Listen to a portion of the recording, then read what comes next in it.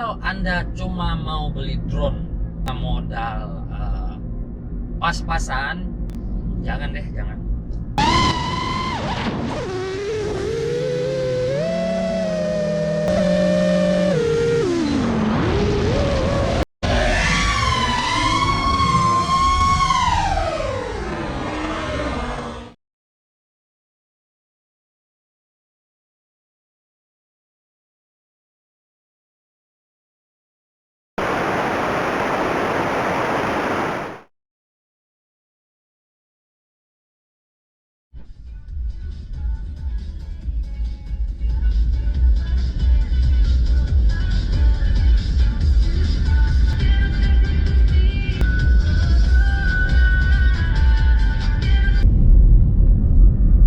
Oke guys, jadi kita mau cerita sedikit masalah drone.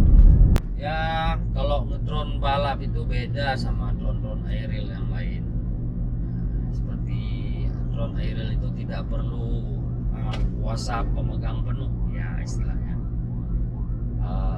Boleh setelah diterbangkan dia akan ada fitur hold, jadi remote-nya boleh diletakkan. Dan drone aerial itu biasanya akan stabil, tapi kalau drone balap itu tidak, ya memang harus full manual.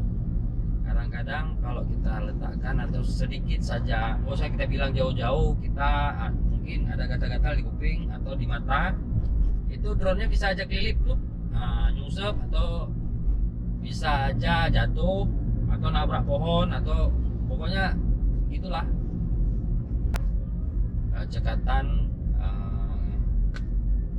dan kestabilan kita, apakah itu emosi, kadang-kadang kita terlalu nafsu, kadang-kadang ya tahu sendirilah kalau terlalu nafsu kita udah kepikiran tapi jempolnya belum mampu. Nah itu maksud saya, kayak fitur air mode, atau kita bisa biasanya bilang acro ya, itu memang butuh latihan.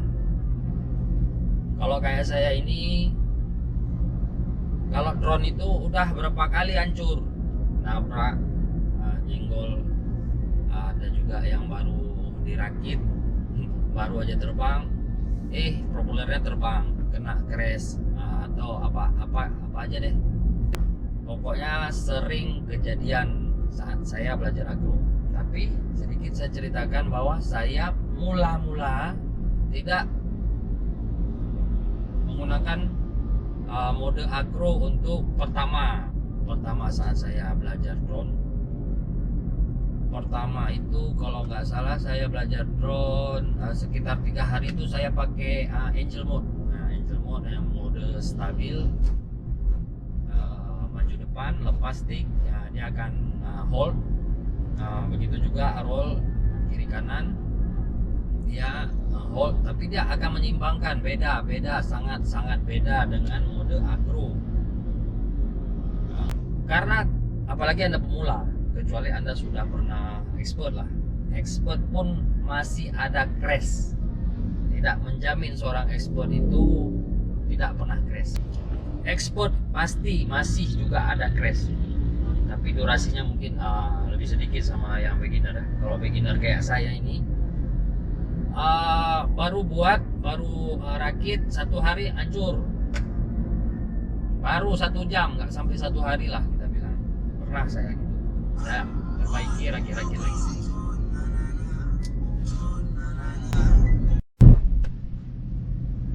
Sorry guys, ganggu, ada telepon kebetulan dari rekannya. Jadi yang saya ulang lagi tadi, kalau Anda punya modal pas-pasan dan Anda tidak tahu bagaimana cara teknik memperbaiki, menyolder, tidak mau belajar, jangan pernah main drone racing. Jangan. Lebih bagus Anda beli kayak drone aerial, kayak yang udah oke top itu, kayak DJI Mavic, modal 15 juta selamanya. Karena drone aerial itu tidak perlu depan. Seorang pemula yang walaupun belum pernah bermain drone bakalan gampang, sangat gampang menerbangkan drone aerial seperti DJI dan lain-lain. Sangat gampang, tapi tidak untuk drone racing. Drone racing itu harus latihan. Tapi tadi saya bilang, kalau Anda cuma punya budgetnya pas-pasan, lebih bagus Anda fokus di aerial aja kalau memang Anda suka drone. Tapi kalau Anda punya budget lebih tapi Anda mau, kita investasi di remote sama Google. Kalau drone itu mungkin ada beli sekitar udah jadi yang BNF atau masih PNP yang sekitaran di marketplace itu sekitaran 3 jutaan. Oke. Begitu rusak, ya otomatis Anda harus beli spare part. Apanya yang rusak? Kalau kayak saya ini keseringan motor jebung, dam, pecah, dempung, masuk pasir, macet, magnetnya bopeng, begitu dibuka magnetnya rontok, ya terakhir ganti motor. Jadi banyak kendala. Musuh pertama drone balap, jangan pernah melandingkan atau bermain atau take off dari pasir, apalagi pasir kering ya. Itu sangat berbahaya karena pasir-pasir halus itu masuk ke dalam rongga-rongga daripada motor. Jadi dia bikin macet magnet brushless-nya itu, motor brushless. Dia buat macet karena dia banyak rongga. Kenapa motor brushless itu dibuat berongga? Karena dia sering panas. Memang yang brushless juga panas, tapi ya karena tipe dari brushless dengan brushless itu beda. Sedangkan kalau brushless itu intinya yang berputar. Tapi kalau brushless, kalau kita bilang bahasa awamnya itu cangkangnya yang berputar, intinya tetap diam ya. Jadi dia perlu rongga yang besar untuk maksudnya biar gampang dingin. Jadi kalau kita take off ataupun kita landing di permukaan yang berpasir itu sangat gampang. Saya pernah kejadian, bukan pernah ya, 3 kali kejadian motor saya kemasukan butiran-butiran pasir. Pertama saya namanya juga baru belajar ya, beginner. Jadi macet saya embus saja, goyang. Ada yang pernah saya paksakan, saya mutar. Saking saya paksakan, rontok magnet yang di rotornya itu, rontok. Pernah saya bongkar. Saya belajar dari YouTube. Saya buka bagaimana cara bongkar dari motor brushless Sing ya. Kebetulan saya punya Naxul 5. Jadi saya belajar.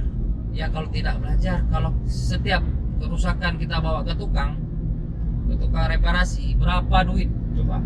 Makanya tadi saya kembalikan lagi, kalau Anda dengan modal pas-pasan bermain drone racing agro, ya lebih bagus kan. Yang ada orang reparasinya mau lihat Anda masih rusak itu aja. Yang rusak barang kecil, ongkosnya mau diminta banyak, nggak enak. Kalau dibilang ini itu nggak enak. Jadi daripada pokoknya banyak korban lah. Tapi kalau Anda memang mau belajar, minimal bagaimana cara solder, habis itu bisa buka-buka baut. Kayak saya belajar solder, belajar lihat di YouTube. Karena gini,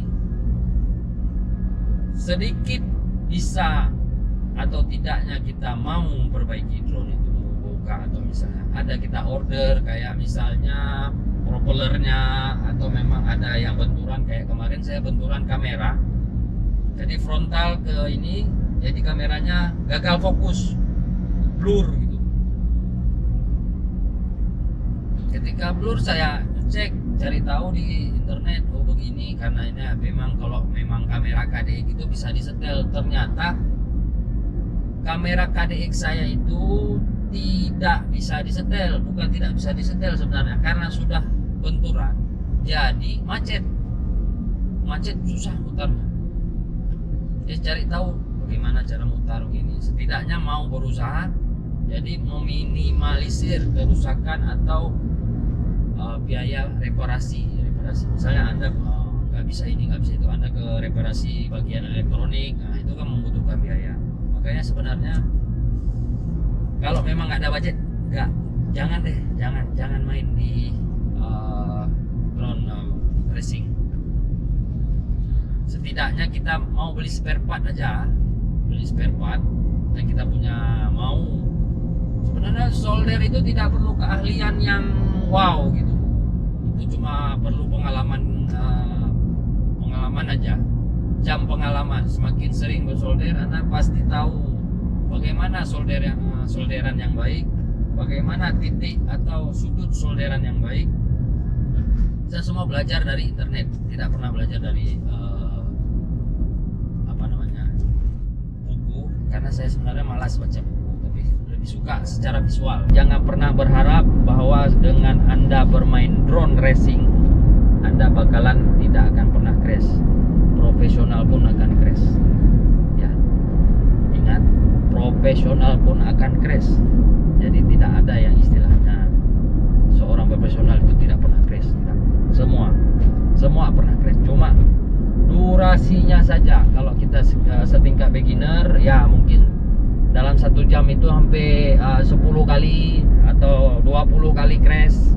Oke, kita lihat apa lagi yang bisa kita pelajari hari ini.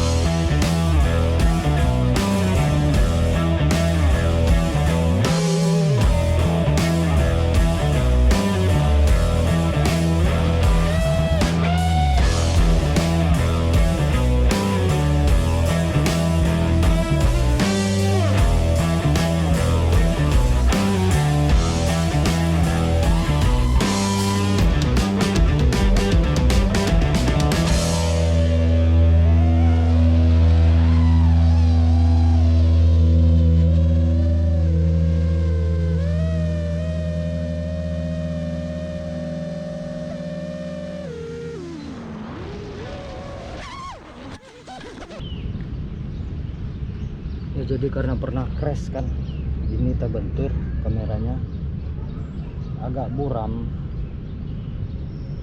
Kita lupa bawa obeng atau tang. Oh, udah kotor.